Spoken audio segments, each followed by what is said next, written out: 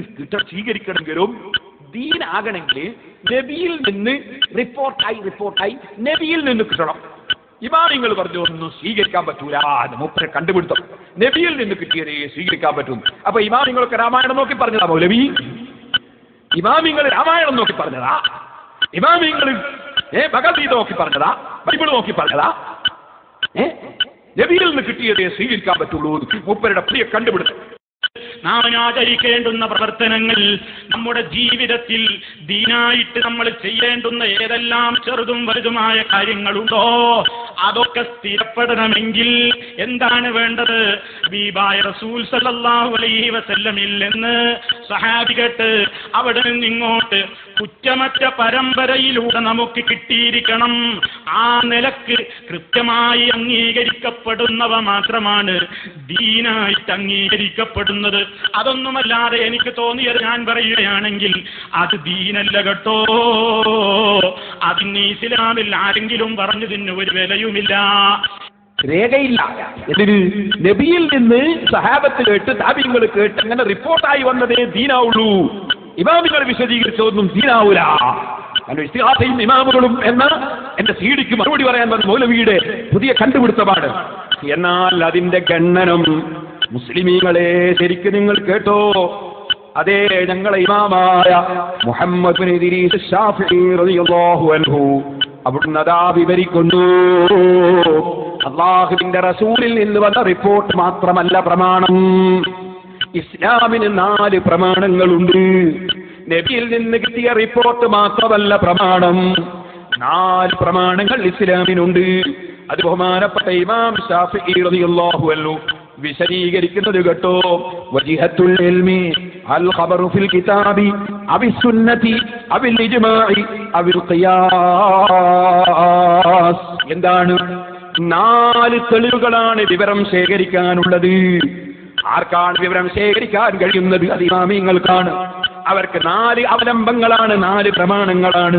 ഇമാം ശാഫിഈ റളിയല്ലാഹു അൻഹു പറയുന്നു, ഒന്ന് കിതാബ് ഖുർആൻ, അബിസുന്ന നബി സല്ലല്ലാഹു അലൈഹി വസല്ലം തങ്ങളിൽ നിന്ന് വരുന്ന റിപ്പോർട്ട് ചര്യ, പിന്നെയോ അബിൽ ഇജ്മാൽ ലോക മുസ്ലിമീങ്ങളുടെ ഏകോപിതമായ കണ്ടെത്തൽ, ഏകോപിതമായി അവർ നടപ്പാക്കിയത്, ഏകോപിതമായി അവർ പറഞ്ഞത്, അവർ നമുക്ക് കൈമാറിയത്, അതാണ് ഇജ്മാൽ.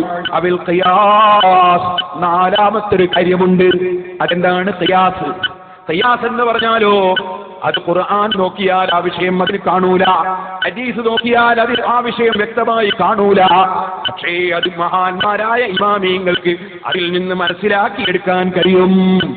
ഒരു ചെറിയ ഉദാഹരണം ഇമാം ശാഫിഈ റളിയല്ലാഹു അൻഹു തന്നെ പറയുന്നു. എന്താണ്? പ്രായപൂർത്തിയാകാത്ത ചെറിയ മുല കുടിക്കുന്ന കുട്ടികൾ, ആ കുട്ടികളെ ചെലവ് ബാപ്പ കൊടുക്കണം എന്ന് ഖുർആനിലുണ്ട്. ആ ബാപ്പ ആ കുട്ടിക്ക് മുല കൊടുക്കുന്നവരെ ചെലവടക്കം എടുക്കണമെന്ന് ഖുർആനിലുണ്ട്. പക്ഷേ പ്രായമായിട്ട് ജോലിക്ക് പോകാൻ കഴിയാത്ത ബാപ്പന്റെ ചെലവ് കൊടുക്കണം, ഉമ്മാന്റെ ചെലവ് മക്കള് കൊടുക്കണം എന്ന് ഖുർആനിൽ കാണുന്നില്ല. പക്ഷേ ഖുർആനിൽ അതില്ലാത്തത് കൊണ്ട് നല്ല യുവാക്കള് അവര് ജോലിയെടുത്ത് നന്നായി പണം സമ്പാദിക്കുമ്പോ ബാപ്പാനെ അവഗണിക്കാൻ പറ്റുമോ? ഉമ്മാനെ അവഗണിക്കാൻ പറ്റുമോ? അവർക്ക് കൊടുക്കാതിരിക്കാൻ പറ്റുമോ? അവർക്ക് കൊടുക്കൽ നിർബന്ധമുണ്ടോ? ഇതൊരു ദീനീ കാര്യമാണ്, മതനിയമമാണ്. എന്നാൽ ഇമാം ശാഫിഈ റളിയല്ലാഹു അൻഹു പറയുന്നു, പ്രായമുള്ള മാതാപിതാക്കൾ ജോലിയെടുക്കാൻ പറ്റാതെ വരുമ്പോ, അല്ലെങ്കിൽ അവർക്ക് ജോലിയില്ലാതെ വരുമ്പോ, അങ്ങനെയുള്ള മാതാപിതാക്കൾക്ക് ജീവിക്കാൻ വഴിയില്ലാതെ വരുമ്പോ, ആ ജീവിക്കാൻ വഴിയില്ലാത്ത മാതാപിതാക്കളെ ചെലവ് കൊടുക്കൽ പരിശുദ്ധ ഇസ്ലാമിൽ മക്കൾക്ക് നിർബന്ധമാണ്. അതെങ്ങനെയാ കണ്ടെത്തുന്നത്? ഖുർആനിൽ കണ്ടതല്ല, റസൂൽ സല്ലല്ലാഹു അലൈഹി വസല്ലം തങ്ങൾ വ്യക്തമായി പറഞ്ഞതല്ല, റിപ്പോർട്ട് കിട്ടിയതല്ല. പിന്നെ ഇമാം തങ്ങൾ പറയുന്നു അത് നമ്മൾ കണ്ടെത്തുകയാണ്. എങ്ങനെ കണ്ടെത്തി? ഖുർആനിൽ അല്ലാഹു പറഞ്ഞില്ലേ ചെറിയ മക്കൾക്ക് ബാപ്പ കൊടുക്കണമെന്ന് പറഞ്ഞില്ലേ? എന്തുകൊണ്ടാണ്? ആ കുട്ടികൾക്കപ്പോൾ സ്വന്തമായി തൊഴിലെടുക്കാൻ കഴിയാത്തത് കൊണ്ടല്ലേ, ജീവിക്കാൻ കഴിയാത്തത് കൊണ്ടല്ലേ. ഇതേപോലെ ബാപ്പയ്ക്ക് ജീവിക്കാൻ കഴിയാതെ വരുമ്പോ മക്കൾ അങ്ങോട്ടും കൊടുക്കണമെന്ന് ഇതിൽ നിന്ന് കണ്ടെത്താവുന്നതാണ്. അതുകൊണ്ട് ബാപ്പന്റെ ചെലവ് കൊടുക്കൽ നിർബന്ധമാണ്.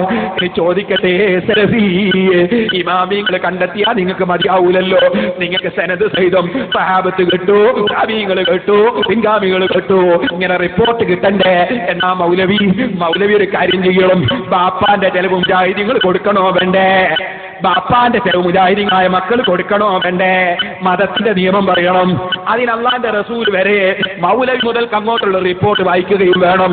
സനദിൽ ഒരൊറ്റ മനുഷ്യൻ വിട്ടുപോകാൻ പാടില്ല. നിങ്ങൾ അങ്ങനെയല്ലേ പുതിയ കണ്ടുപിടുത്തം. അതുകൊണ്ട് നിങ്ങൾ ഇവിടുന്ന് അങ്ങോട്ട് വായിക്കണം. സലഫിയുടെ ഉസ്താദ് ആരാണ്? അബ്ദുസലാം സുല്ലമി. അബ്ദുസലാം സുല്ലമിന്റെ ഉസ്താദ് ഉമർ മൗലവിന്റെ ഉസ്താദ് കെ മൗലവി.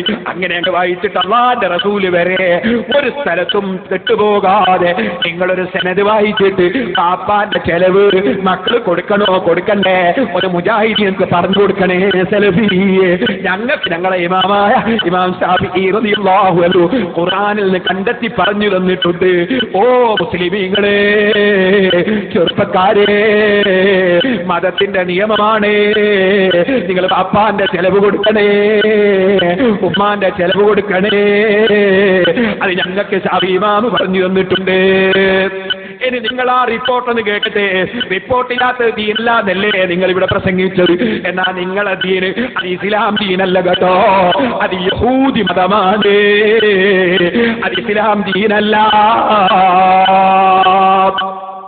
യഹൂദി മതം ഞങ്ങൾക്കറിയില്ല, ഞങ്ങൾക്ക് ഇസ്ലാം മതമേ അറിയൂ. ആ ഇസ്ലാം മതം ഞങ്ങൾക്ക് പഠിപ്പിച്ചത് ഇങ്ങനെയാണ്. ഇനി ഞാൻ പറയട്ടെ സഹോദരന്മാരെ, 4 തെളിവല്ലേ ശാഫിഈ ഇമാം റളിയല്ലാഹു അൻഹു പറഞ്ഞത്? ശാഫിഈ ഇമാം പ്രമാണമില്ലാതെ വല്ലതും പറയോ? പറയില്ല. എന്നാ ശാഫിഈ ഇമാമിന് തെളിവ് കേട്ടോ, പരിശുദ്ധ ഖുർആൻ.